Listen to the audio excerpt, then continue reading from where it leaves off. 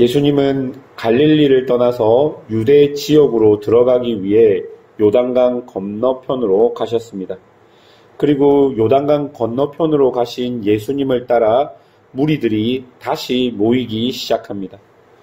여러분, 이 요단 동편은 출애굽한 백성들이 가나안으로 들어올 때 사용했던 경로입니다. 그래서 유대인들은 모세와 같은 이스라엘의 새 지도자가, 즉 메시아가 다시 오면 이 요단 동편에서부터 사람들을 모아서 유대로 진격할 것이라고 생각하고 있었습니다. 왜냐하면 그런 경로가 자신들의 선조들이 가나안 땅을 정복했던 경로였기 때문입니다. 그래서 그 시대 가장 인기 있는 랍비 중, 선생님 중 한 명인 예수가 요단 동편으로 가니 무리들은 자연스럽게 예수님을 중심으로 요단 동편에 모이기 시작했던 것입니다. 예수님께서는 이렇게 모인 무리들을 향해서 늘 하셨던 대로 그 무리들에게 하나님의 말씀을 가르치셨습니다. 그때 바리새인들이 예수님께 다가와 질문을 가장한 공격을 하게 됩니다. 2절입니다. 바리새인들이 예수께 나와 그를 시험하여 묻되 사람이 아내를 버리는 것이 옳으니까. 여러분, 이 질문이 왜 단순한 질문이 아닌 예수님을 향한 공격이 되냐면요, 그 요단 동편을 다스리고 있던 왕이 헤롯 안티파스였기 때문입니다. 여러분이 헤롯 안티파스라는 이 왕은 자기 동생의 아내 빌립의 아내 헤로디아를 자신의 처로 맞이하기 위해서 자신도 이혼을 했고 헤로디아도 그렇게 했었습니다. 그리고 그것을 세례 요한이 비판하자 세례 요한을 잡아다가 옥에 가두고 결국 헤로디아에 의해 안티파스 손으로 세례 요한의 목이 잘려 죽게 되는 일이 벌어지게 되는 것이죠. 바리새인들은 이미 헤롯 땅과 짜고 예수님을 죽일 계획을 세우고 있었습니다. 그래서 예수님이 안티파스가 통치하는 지역으로 가자 말자 이런 질문을 함으로써 예수님을 공경에 빠뜨린 것이죠. 이에 예수님은 직접 답하시지 않으시고 모세가 어떻게 이야기했느냐라고 대묻고 바리새인들은 4절에 이렇게 이야기합니다. 이르되 모세는 이혼 증서를 써주어 버리기를 허락하였나이다 라고 말합니다. 여러분, 바리새인들이 이렇게 말할 수 있었던 이유는 신명기 24장 1절에서 4절을 근거로 그 시대 모든 사람들은 남편에게만 이혼권이 있다라고 주장했기 때문입니다. 여러분, 신명기 24장 1절과 2절을 보면 이렇게 기록합니다. 사람이 아내를 맞이하여 데려온 후에 그에게 수치되는 일이 있음을 발견하고 그를 기뻐하지 아니하면 이혼 증서를 서서 그의 손에 주고 그를 자기 집에서 내보낼 것이요 그 여자는 그의 집에서 나아가서 다른 사람의 아내가 되려니와. 여러분, 이 신명기 24장 1절에서 2절까지의 말씀을 보면 모세가 이런 말을 한 이유가 우리가 예상할 수 있습니다. 여러분, 모세의 이 말에서 모세가 강조하고 있는 것은 여러분 무엇이었습니까? 혹여나 그 시대에 사회적인 약자인 여성이 이혼을 당하게 되어도 이혼 증서가 있으면 다른 사람의 아내가 될 수 있다는 것이 모세가 말한 것의 핵심입니다.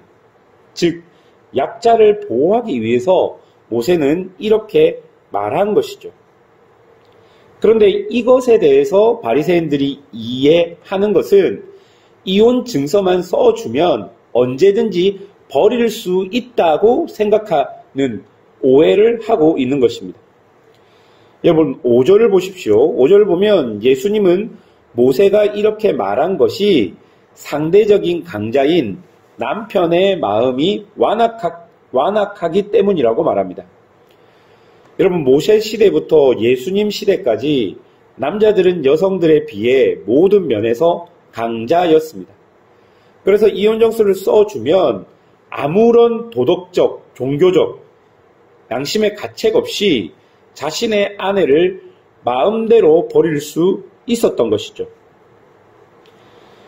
모세의 원래 의도가 이혼당한 여성을 보호하기 위함인데도 불구하고 법을 마음대로 해석할 수 있는 강자들인 남자들은 이 모세의 원래 의도보다 자신들이 원하는 대로 이혼하기 위해 이 모세의 법을 잘못 해석하고 잘못 적용하고 있었던 것입니다.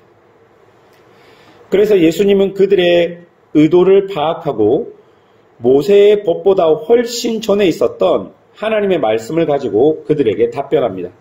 여러분 9절을 보십시오. 그러므로 하나님이 짝지어 주신 것은 사람이 나누지 못할지니라 하시더라.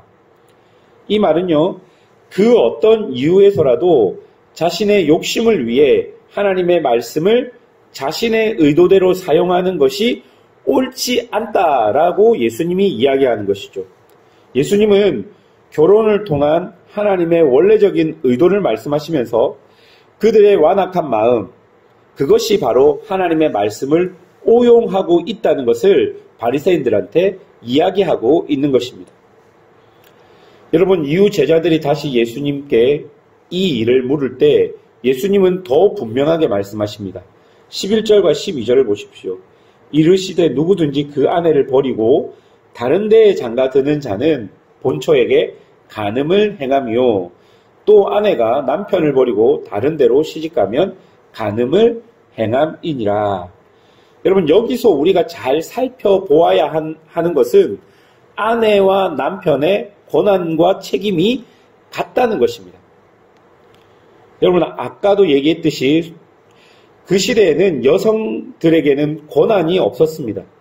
그에 따른 과도한 책임만 있었다면 이제 예수님께서는 여성도 하나의 인격체로 존중하며 그의 권한과 책임을 말씀해주고 계시는 것입니다.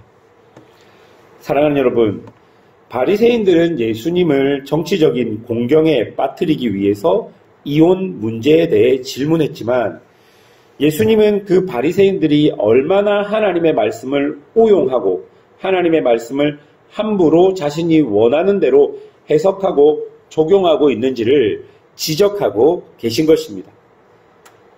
하나님의 말씀은 하나님의 의도대로 해석되어져야 합니다.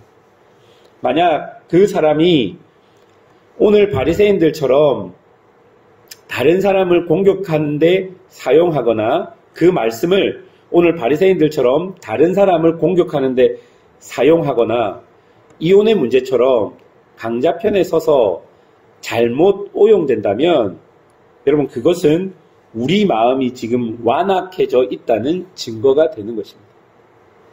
하나님의 말씀 앞에 서면 내 마음이 어떤 상태인지를 정확하게 알 수 있습니다. 여러분 아침마다 큐티를 하게 되면 여러분의 마음 상태가 지금 어떤지를 알 수 있습니다. 왜냐하면 그 말씀을 내가 들었는데 그 말씀을 내가 보았는데 그 말씀이 나에게 주어지는 것이 아니라 그 말씀이 잘못 오용되어서 나의 욕심을 배가시킨다든지 아니면 그것이 잘못 해석되어서 나에게 적용되기보다는 다른 사람에게 적용된다면 여러분 그것은 우리 마음이 완악하다는 증거가 되는 것입니다. 사랑하는 여러분, 오늘도 우리는 하나님의 말씀 앞에 서 있습니다. 바리새인들처럼 하나님이 원래 의도했던 대로 그 말씀이 해석되어서 우리의 삶의 기준이 되어야 하는데 인간들은 완악한지라 하나님의 본래 의도보다는 그 말씀을 끼워 맞춰서 자기가 원하는 것을 이루어 가는데 근거로 사용하는 성경 구절들과 해석들이 너무나 많다는 것입니다. 여러분 이것은 우리의 마음이 완악하다는 또 다른 증거가 되는 것입니다. 하나님의 말씀 앞에 겸손히 서야 할 것입니다. 그리고 말씀 앞에 겸손히 자신의 모습을 돌아보아야 할 것입니다. 그리고 그 말씀을 읽을 때마다 하나님께서 의도하시는 것이 무엇인지 이 말씀을 통해 하나님께서 원래 우리에게 말씀하시고자 하시는 것들을 우리가 집중해서 생각하고 묵상해야 되는 것입니다. 그리고 그 묵상의 제일 먼저의 적용의 대상은 바로 나인 것을 기억해야 할 것입니다. 매 아침 하나님의 말씀 앞에 서면서 이 말씀이 정말로 우리에게 하나님의 의도대로 적용되고, 그리고 이 말씀을 통해서 내가 더 예수님을 닮아갈 수 있도록 그렇게 기도해야 할 것입니다. 오늘도 이 말씀의 능력과 은혜가 사랑하는 성도들과 사랑하는 교회, 그리고 여기 앉아있는 모든 하나님의 백성들에게 있기를 주님의 이름으로 축원합니다. 기도하겠습니다.